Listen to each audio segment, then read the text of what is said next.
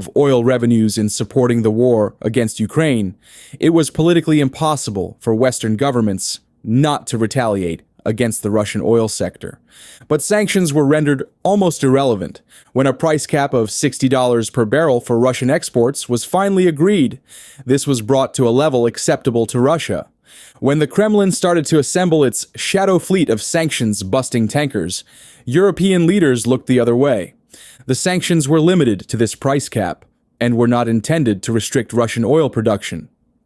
The American service company Schlumberger was allowed to remain active in Russia and made good money helping Russian oil companies squeeze the last remaining reserves from their brownfield operations.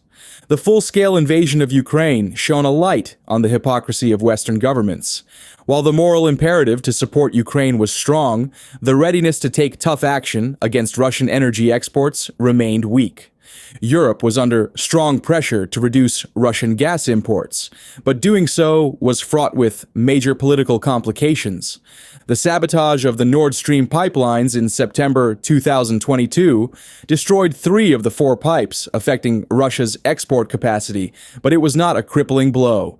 Since Nord Stream was designed to enable direct gas exports from Russia to Europe, bypassing transit through Ukraine, Gazprom was able to maintain export levels using this route.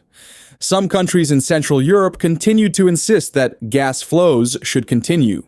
Russia's liquefied natural gas from fields on the Yamal Peninsula also gained importance.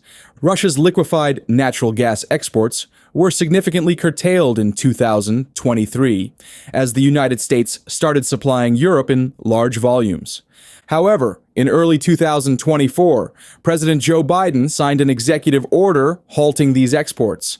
Russian exports received a significant boost. In the first 2 weeks of 2025, the European Union set a record for Russian liquefied natural gas purchases, with imports rising to 837,300 metric tons from 760,100 tons in the same period in 2024.